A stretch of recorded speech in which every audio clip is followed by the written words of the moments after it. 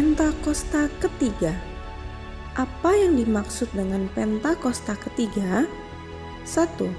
Pentakosta ketiga adalah pencurahan Roh Kudus yang dahsyat di zaman now, melebihi yang terjadi di Azusa Street. 2.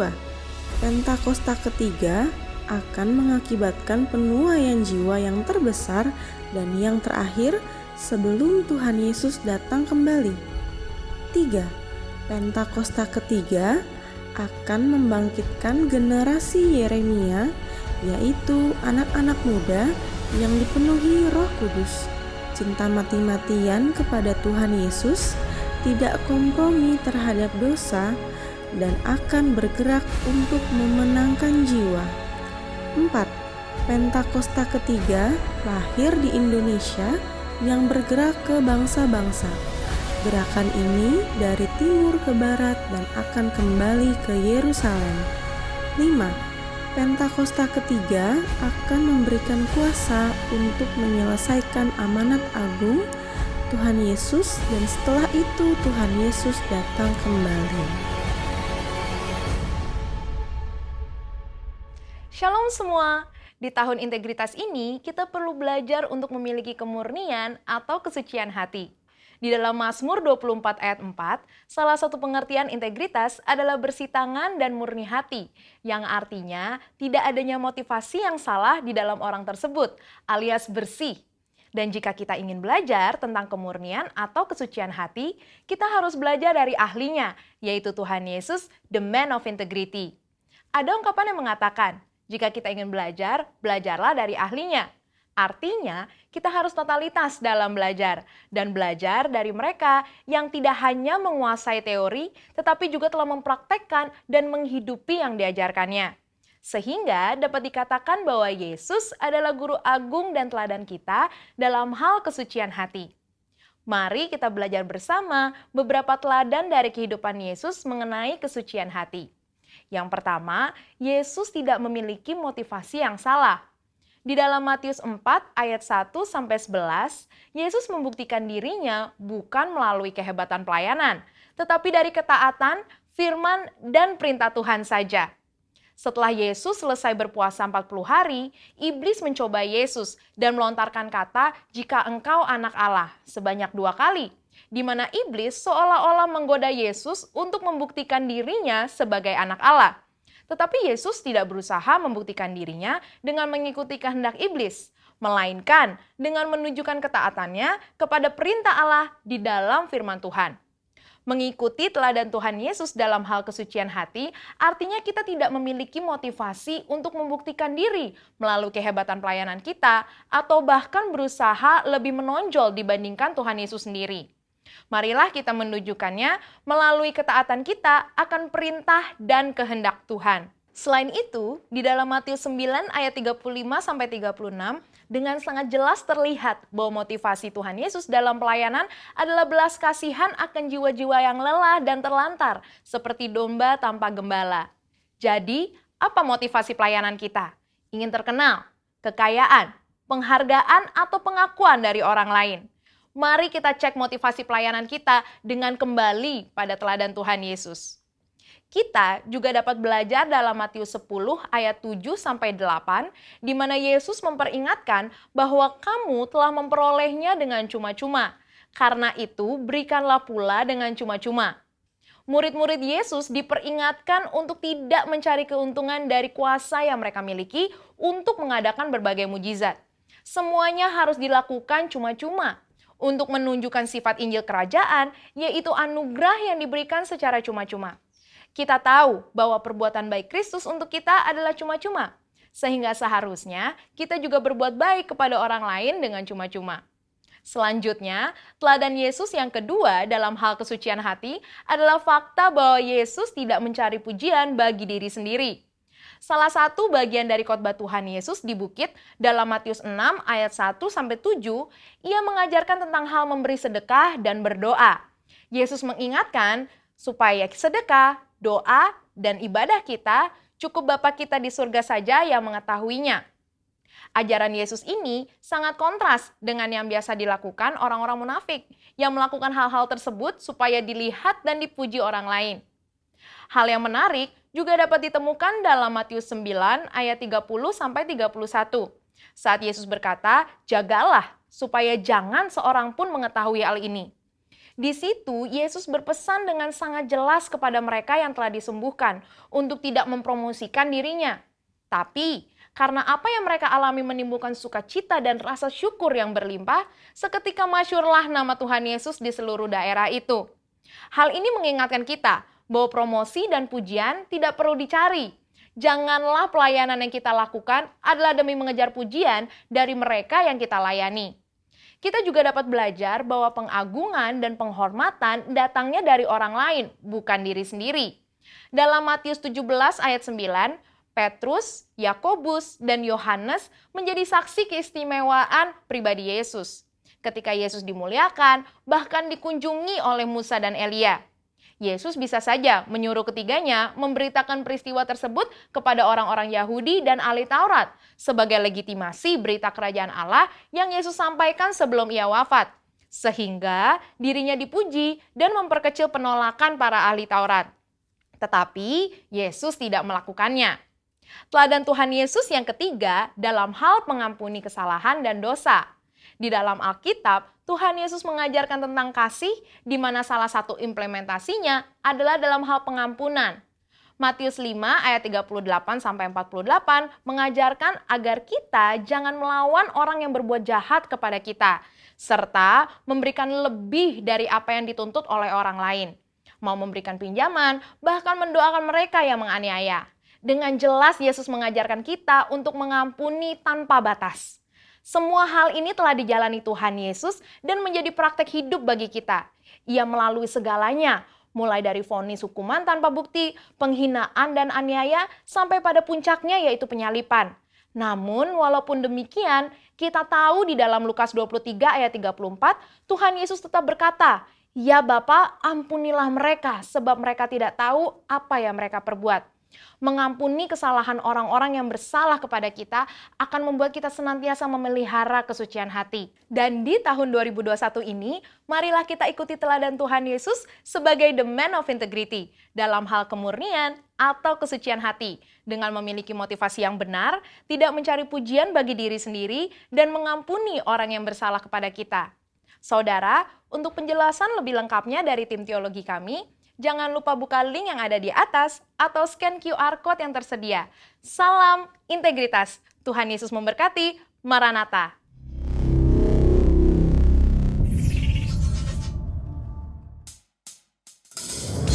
Shalom Bapak Ibu Saudara. Mari bersuka cita saudara. Sebab hari ini hari yang dijanjikan Tuhan kita. Mari dengan sukacita saudara katakan. Hari ini, hari yang telah dijadikan Tuhan, mari kita bersuka. Sekali lagi saudara katakan, hari ini, hari yang telah dijadikan Tuhan, mari kita bersuka di dalam Tuhan. Sekali lagi bersuka. Mari semuanya di dalam Tuhan. Yes. Bersuka, bersuka dalam Tuhan. Mari bersuka, bersuka citalah. Bersuka, bersuka dalam Tuhan. Sekarang bersuka, bersuka citalah. Mari tepuk tangan saudara. Nyanyi dengan sukacita. Katakan sama-sama. Hari ini, hari yang telah dijadikan Tuhan, mari kita bersuka. Katakan di dalam Tuhan. Come on, bersuka di dalam Tuhan.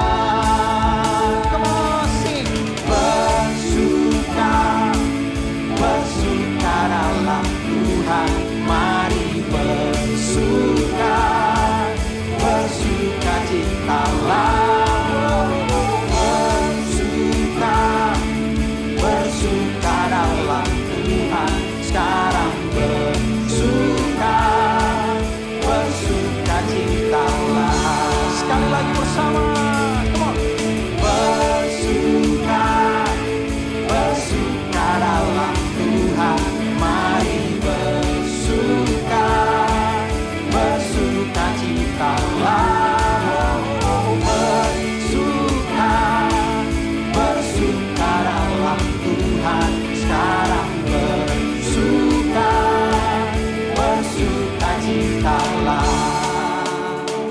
Mari setiap kita saudara nyanyikan sukacitamu bagi Tuhan kita.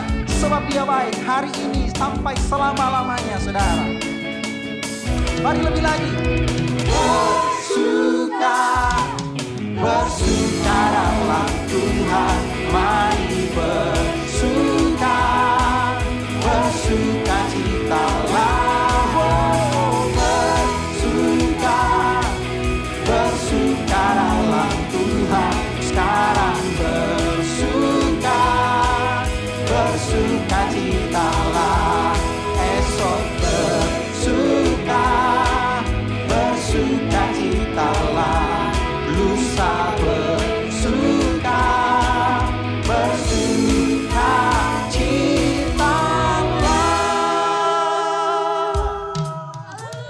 Sebab Tuhan kita dahsyat saudara, amin.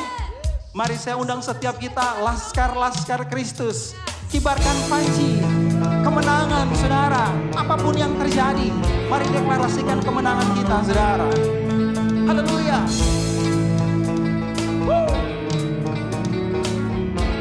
Mari bersuara saudara, nyanyi sama-sama.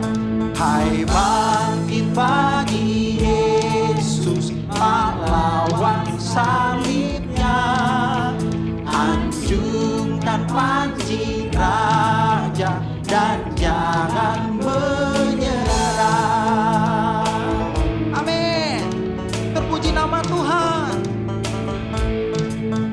Hai bangkit pagi Yesus, pahlawan salibnya, anjungkan panji raja dan jangan menyerah.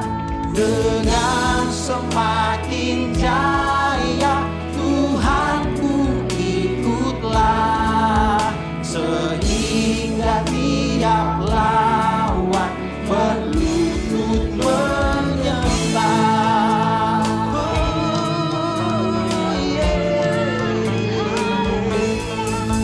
Hai bangkit pagi Yesus, pahlawan salibnya, anjungkan panji raja dan jangan menyerah. Dengan semakin jaya Tuhanku ikutlah, sehingga tiap lawan berlutut menyembah. Dengan semakin jaya Tuhanku ikutlah, sehingga tiap lawan berlutut menyembah. Kami nyanyikan kemenangan kami Tuhan di dalam-Mu Tuhan Yesus. Haleluya. Haleluya. Mari saudara, katakan sama-sama. Dengan semakin jaya Tuhanku ikutlah, sehingga tiap lawan berlutut menyembah. Dengan semakin jaya Tuhanku ikutlah, sehingga tiap lawan berlutut menyembah.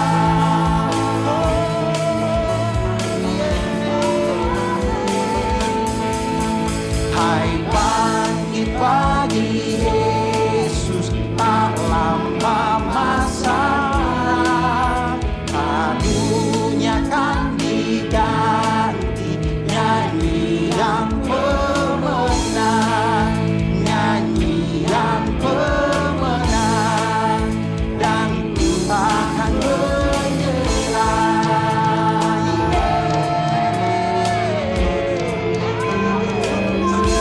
Haleluya.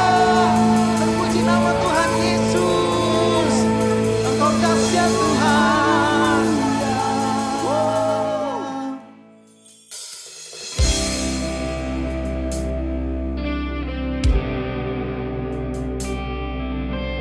Sebab kami percaya akan Engkau Tuhan.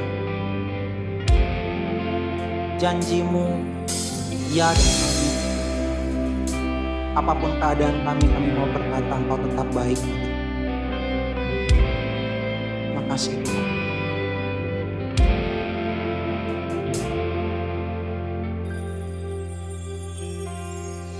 Apapun yang terjadi di dalam hidupku, selalu berkata Tuhan Yesus baik. Dalam segala hal yang terjadi, tetap ku berkata Tuhan Yesus baik. Kau baik Tuhan. Sekalipun kami tidak melihat sesuatu yang baik, apapun yang terjadi di dalam hidupku, selalu ku berkata Tuhan Yesus baik. Dalam segala hal yang terjadi, tetap ku berkata Tuhan Yesus baik. Ku sembahkan,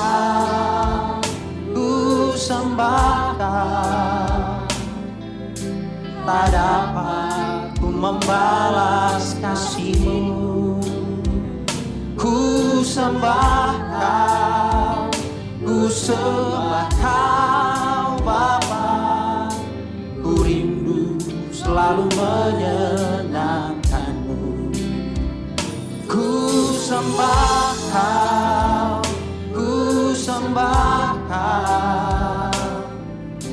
tak dapat ku membalas kasih-Mu. Ku sembahkan, Bapa. Ku rindu selalu menyenangkan-Mu.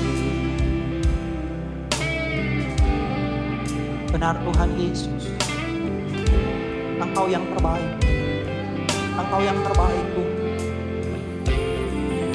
Apapun yang terjadi di dalam hidupku, selalu ku berkata Tuhan Yesus baik. Dalam segala hal yang terjadi, tetap ku berkata Tuhan Yesus baik. Bersama ku sembahkan,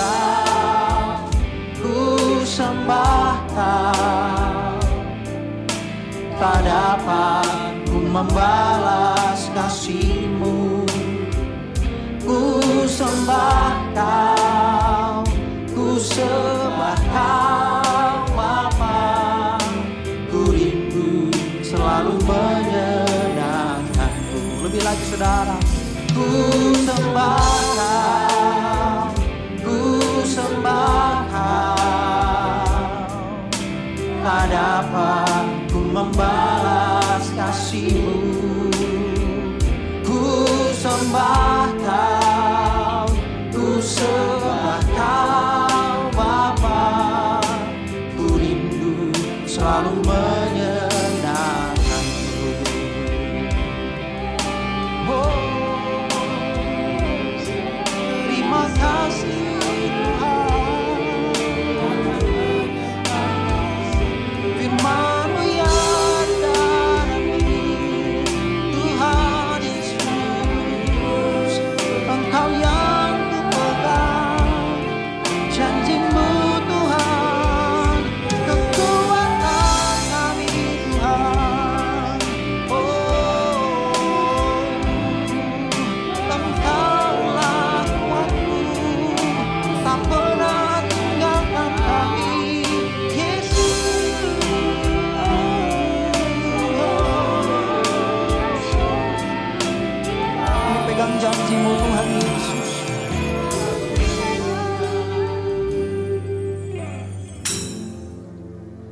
sekalipun kami jalan dalam lembah kekelaman Tuhan.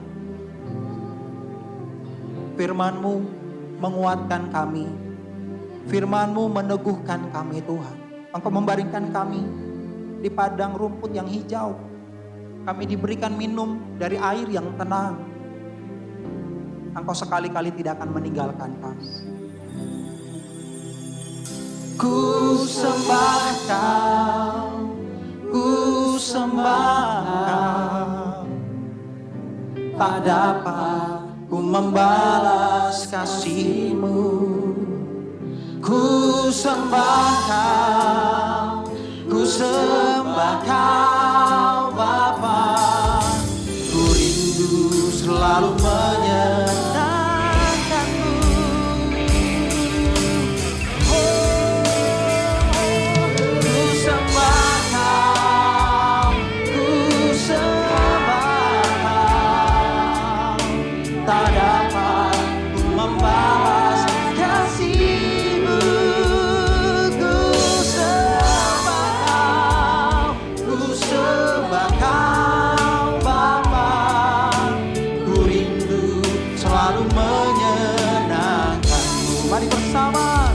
Ku sembah Kau, ku sembah Kau. Tak dapat ku membalas kasih-Mu. Ku sembah Kau Bapa. Ku rindu selalu menyenangkan-Mu. Ku rindu selalu menyenangkan-Mu. Ku rindu selalu menyenangkan-Mu.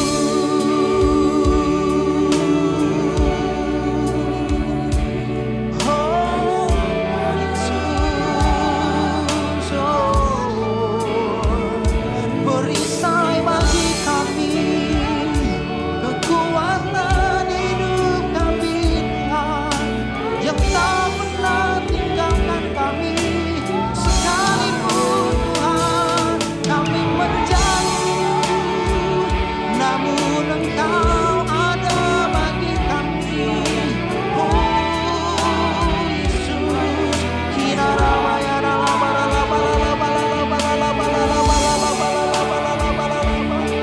terima kasih Tuhan Yesus. Engkau yang ajaib Tuhan, Engkau yang hebat. Let me worship you Lord, let me worship you Lord. Terima kasih Tuhan Yesus. Bless the Lord, oh my soul, oh my soul. Worship His holy name. Sing like never before, oh my soul. I'll worship Your holy name. Sekali lagi bersama. Bless the Lord, oh my soul. Oh my soul. Worship His holy name. Sing it. Sing like never before. Oh my soul, I worship Your holy name. Mari saja kita lebih lagi katakan bersama. Haleluya. Bless the Lord, oh my soul. Oh my soul. Worship His holy name. Sing like never before. Oh my soul, I'll worship Your holy name. Mari lebih lagi katakan. Bless the Lord, oh my soul. Oh my soul. Yes. Worship His holy name. Sing like never before.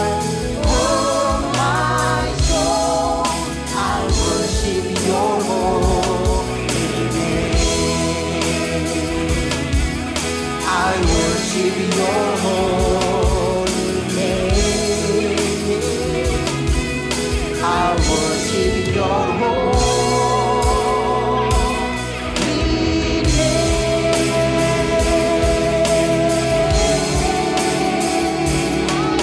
Haleluya. Terpuji-puji namamu Tuhan. Engkau layak dipuji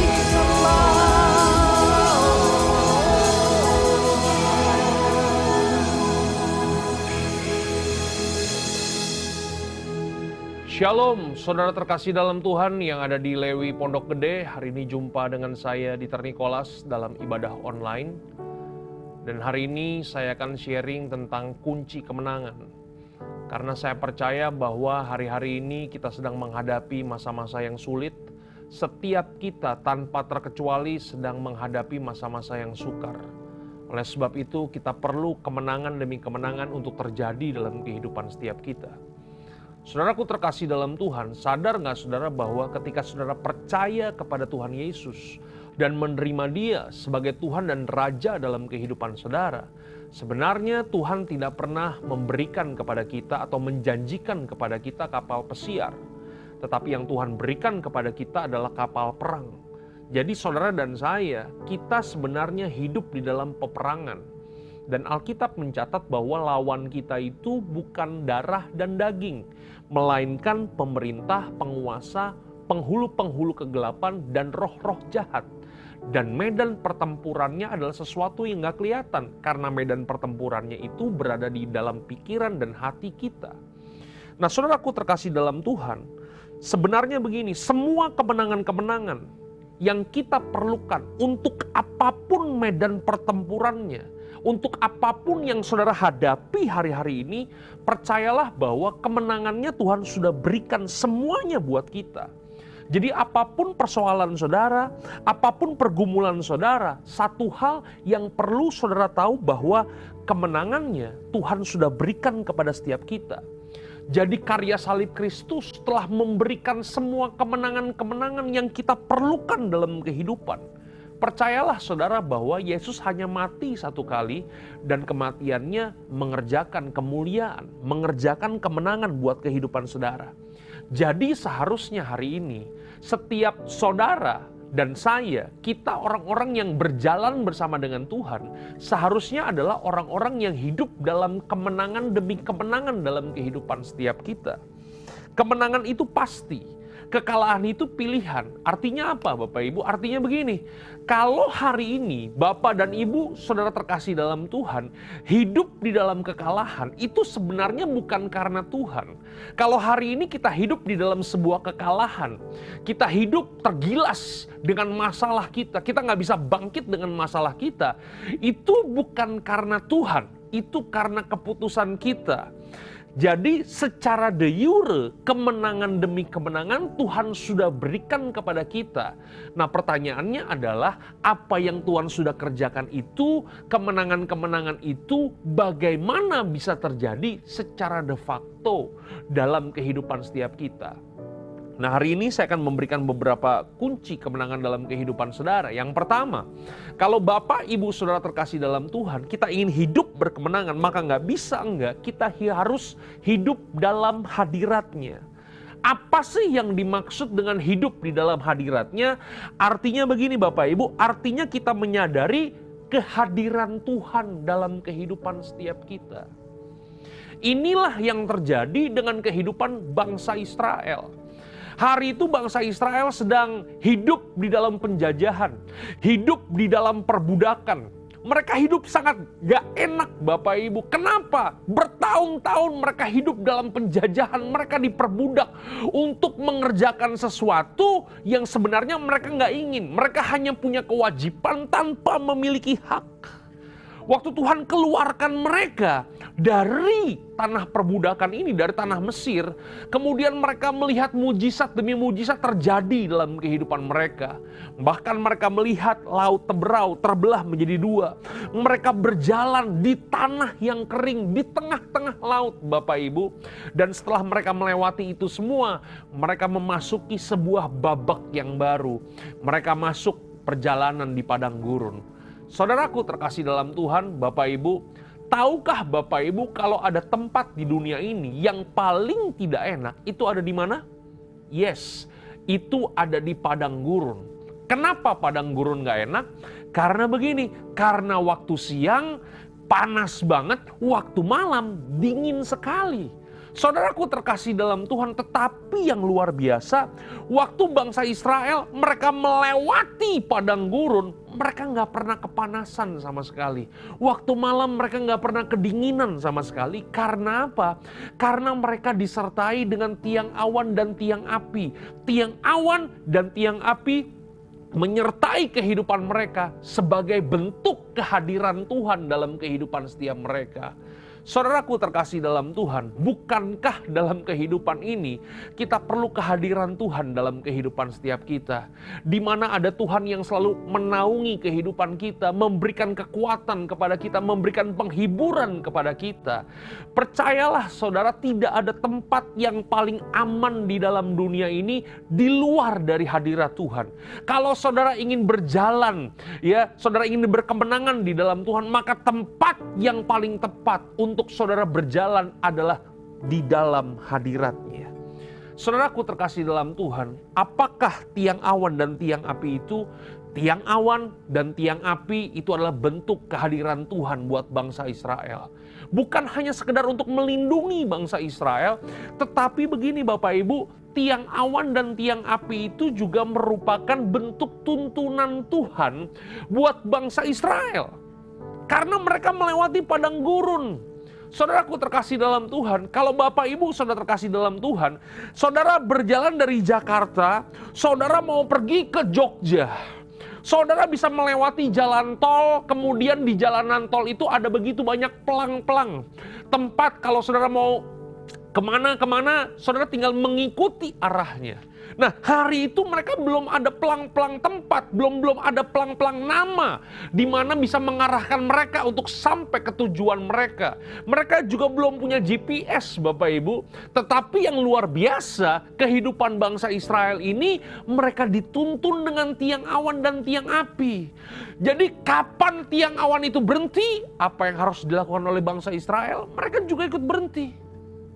Mereka kemudian buka tenda mereka masak, mereka berhari-hari nunggu sampai tiang awan itu bergerak kembali. Kapan dan di mana tiang awan itu bergerak kembali, maka apa yang terjadi? Mereka harus cepat-cepat simpen tenda mereka harus berjalan kembali. Mereka berjalan mengikuti tiang awan dan tiang api pada waktu malam hari.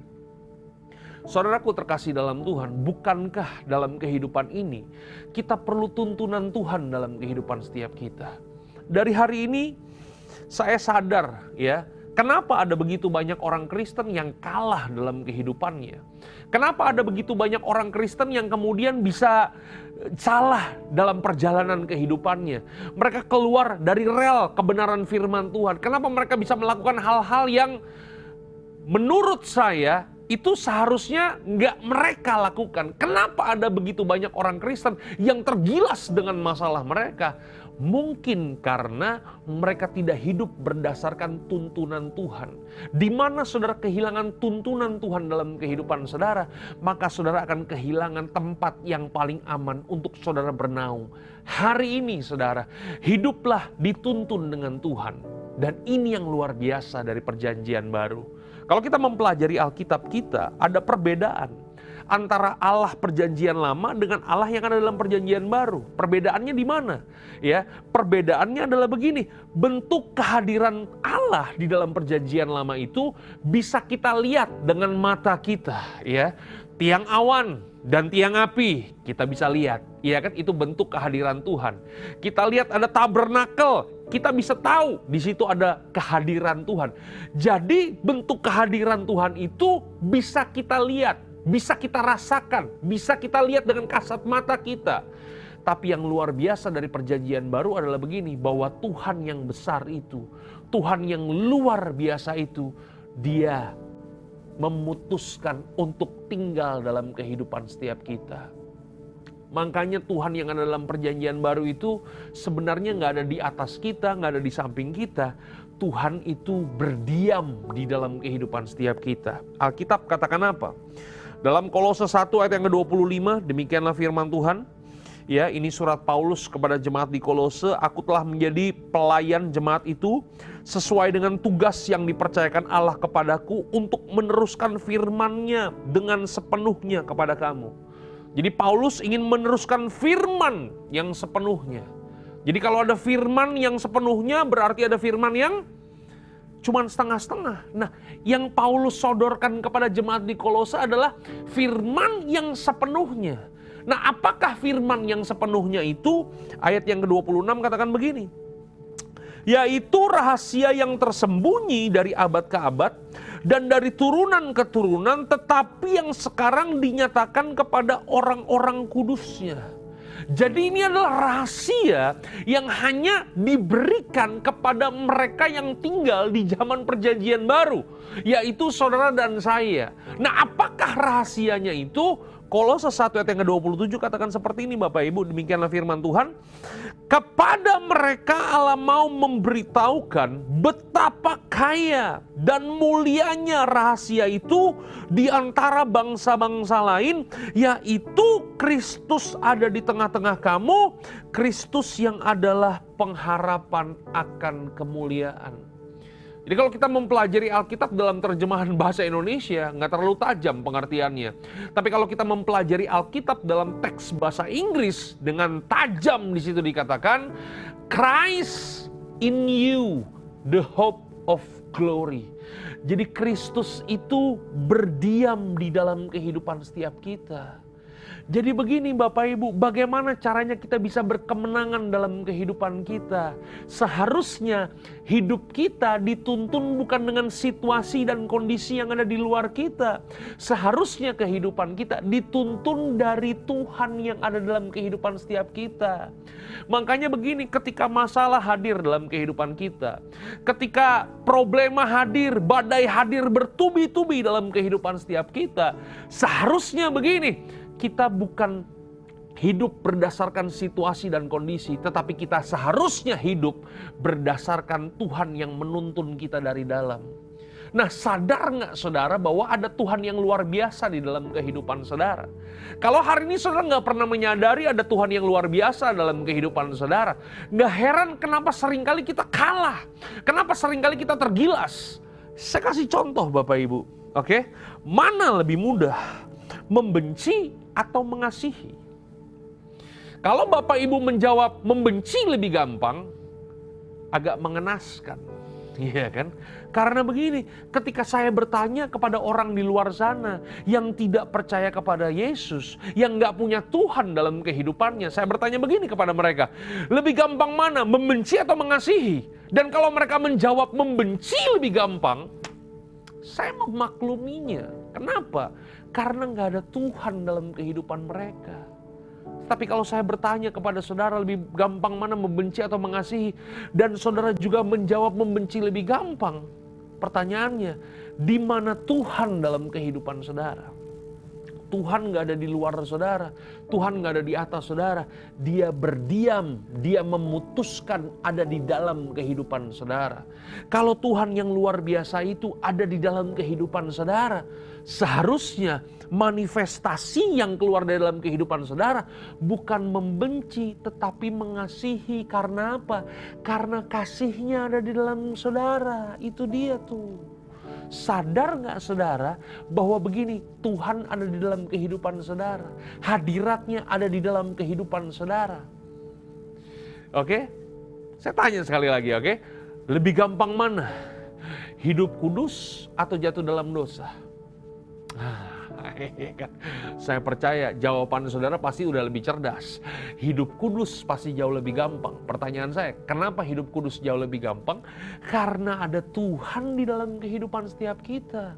Dan salah satu karakter Tuhan adalah kudus. Jadi kalau Tuhannya ada di dalam kehidupan kita, berarti kekudusannya ada di dalam kehidupan kita. Dan kalau kekudusannya ada di dalam kehidupan kita, seharusnya manifestasinya adalah kita hidup kudus. Jauh lebih gampang hidup kudus daripada hidup di dalam dosa.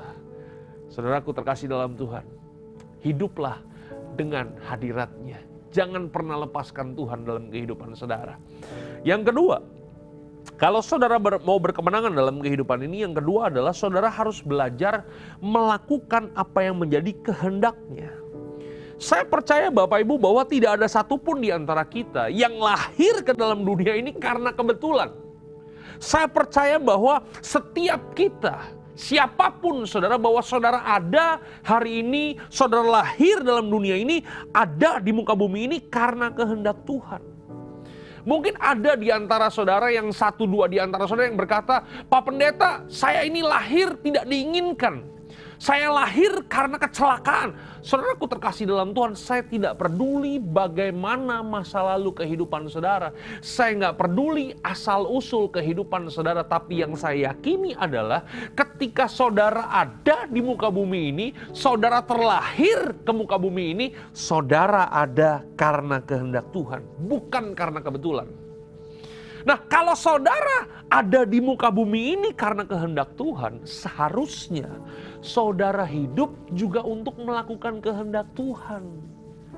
Makanya ketika saudara hidup, saudara tidak melakukan apa yang menjadi kehendak Tuhan, sebenarnya saudara sedang gagal dalam kehidupan ini. Karena apa?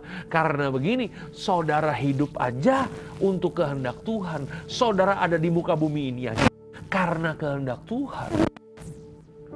Makanya begini Bapak Ibu Saudara terkasih dalam Tuhan. Kenapa seringkali kita gagal? Kenapa seringkali kita kalah dalam kehidupan? Jangan-jangan yang kita kerjakan selama ini bukan kehendak Tuhan. Yang kita kerjakan selama ini adalah kehendak diri kita sendiri, kepentingan diri kita sendiri, keinginan diri kita sendiri. Ya, makanya waktu Yesus datang ke dalam dunia ini, Dia mengajarkan sebuah doa yang sangat luar biasa kepada kita. Namanya doa Bapa Kami. Ya, Matius 6 ayat yang ke-9 dan yang ke-10 katakan seperti ini. Karena itu berdoalah demikian, Bapa Kami yang di sorga, dikuduskanlah namamu. Datanglah kerajaanmu, jadilah kehendakmu di bumi seperti di sorga, Bapak Ibu. Bagaimana caranya apa yang ada di sorga terjadi di bumi? Bagaimana caranya apa yang di sorga itu terjadi di rumah kita? Bagaimana caranya apa yang ada di sorga itu terjadi di kantor kita, di kampus kita, di sekolah kita, dimanapun kita ada, kita bisa menghasilkan, kita bisa mengalami sorga dalam kehidupan. Bagaimana caranya? Nggak bisa enggak. Bukan kehendak kita yang jadi, tetapi datanglah kerajaanmu, jadilah kehendakmu. Itu dia tuh. Yang harus terjadi itu bukan kehendak kita. Kehendak kita ini hanya akan menghasilkan perbuatan-perbuatan jahat, Bapak Ibu. Makanya kalau Bapak Ibu Saudara terkasih dalam Tuhan membaca Yakobus 3 ayat yang ke-16, di mana ada kepentingan diri sendiri, maka di situ ada perpecahan dan segala macam perbuatan jahat. Di mana ada kepentingan diri kita sendiri, di situ ada kekacauan dan segala macam perbuatan jahat.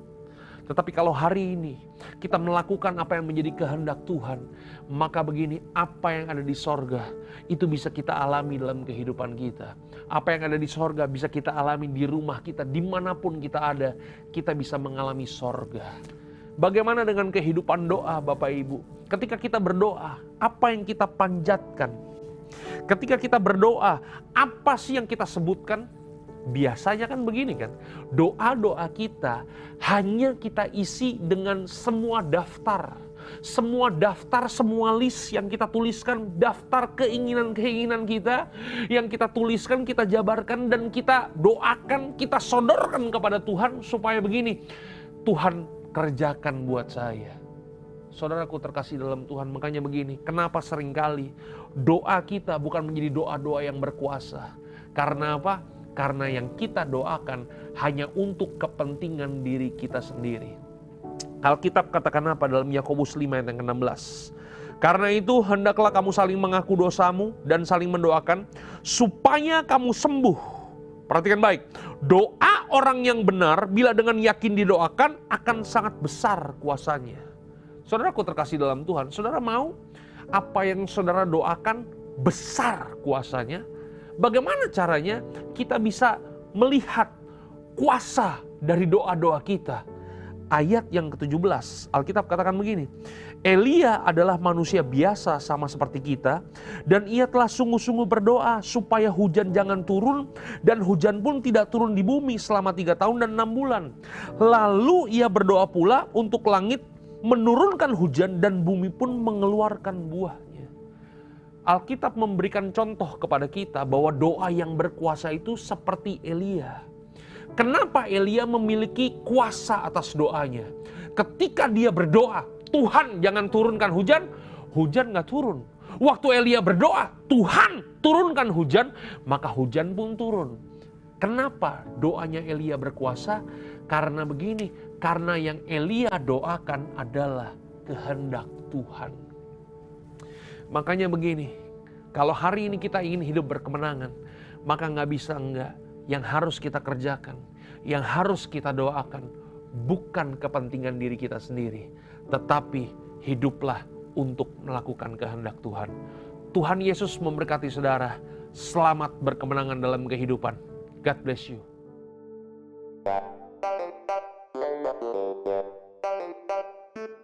Mari nyanyi dengan sukacita saudara. Kita klaim janji Tuhan kita. Dia Allah yang tidak pernah lupa saudara dengan apa yang Dia janjikan ke saudara dan saya. Klaim janji Tuhan saudara dengan iman. Everybody sing. Standing on the promises of God mighty, through eternal ages let His praises ring. Glory in the highest I will shout and sing. Standing on the promises of God. Standing, standing, standing on the promises of God, my Savior. Standing, standing, I'm standing on the promises of God. Yeah. Nyanyi sama-sama saudara. Sekali lagi. Standing on the promises of God, my King.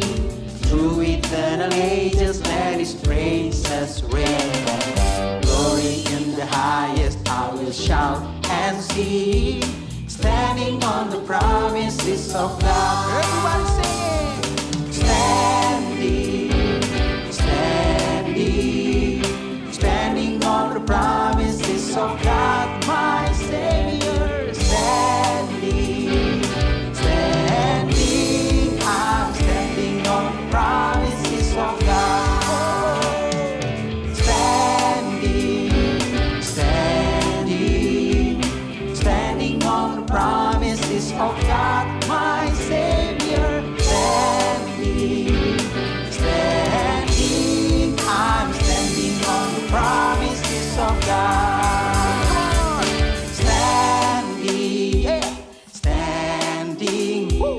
Standing on the promises of God, my Savior. Standing, standing, I'm standing on the promises of God. Standing, standing, standing on the promises of God, my Savior. Standing, standing, I'm standing on the promises of God. I'm standing on the promises of God. I'm standing on the promises of God. Yesus Engkau ajaib. Yes, we trust in you, Lord. Yeah, hallelujah. Mazmur 91 dalam lindungan Allah. Orang yang duduk dalam lindungan yang maha tinggi dan bermalam dalam naungan yang maha kuasa akan berkata kepada Tuhan, tempat perlindunganku dan kubu pertahananku, Allahku yang kupercayai. Sungguh, Dialah yang akan melepaskan engkau dari jerat penangkap burung, dari penyakit sampar yang busuk. Dengan kepaknya ia akan menudungi engkau, Di bawah sayapnya engkau akan berlindung. Kesetiaannya ialah perisai dan pagar tembok. Engkau tak usah takut terhadap kedahsyatan malam, terhadap panah yang terbang di waktu siang, terhadap penyakit sampar yang berjalan di dalam gelap, terhadap penyakit menular yang mengamuk di waktu petang. Walau 1.000 orang rebah di sisimu dan 10.000 di sebelah kananmu, tetapi itu tidak akan menimpamu. Engkau hanya menontonnya dengan matamu sendiri dan melihat pembalasan terhadap orang-orang fasik. Sebab Tuhan ialah tempat perlindunganmu, yang Maha Tinggi telah kau buat tempat perteduhanmu. Malapetaka tidak akan menimpa kamu, dan tulah tidak akan mendekat kepada kemahmu. Sebab malaikat-malaikatnya akan diperintahkannya kepadamu untuk menjaga engkau di segala jalanmu. Mereka akan menatang engkau di atas tangannya, supaya kakimu jangan terantuk kepada batu. Singa dan ular tedung akan kau langkahi. Engkau akan menginjak anak singa dan ular naga. Sungguh, hatinya melekat kepadaku, maka aku akan meluputkannya. Aku akan membentenginya, sebab ia mengenal namaku. Bila ia berseru kepadaku, aku akan menjawab. Aku akan menyertai dia dalam kesesakan. Aku akan meluputkannya dan memuliakannya. Dengan panjang umur akan kukenyangkan dia, dan akan kuperlihatkan kepadanya keselamatan daripadaku. Mari saudara, kita bersama-sama mengangkat tangan kita untuk menyambut doa berkat. Kiranya berkat perlindungan, anugerah demi anugerah dan damai sejahtera yang melimpah dari Allah Bapa, kasih yang sempurna di dalam Tuhan Yesus Kristus, persekutuan yang manis dengan Roh Kudus, pertolongan, kuasa, dan mujizatnya memberkati, menyertai saudara sekalian dari saat ini hingga Yesus datang menjemput kita semua di awan yang permai, dan kita akan bersama dengan Yesus hingga selamanya. Mari semua yang percaya dan sudah terima berkat Tuhan sama-sama katakan amin.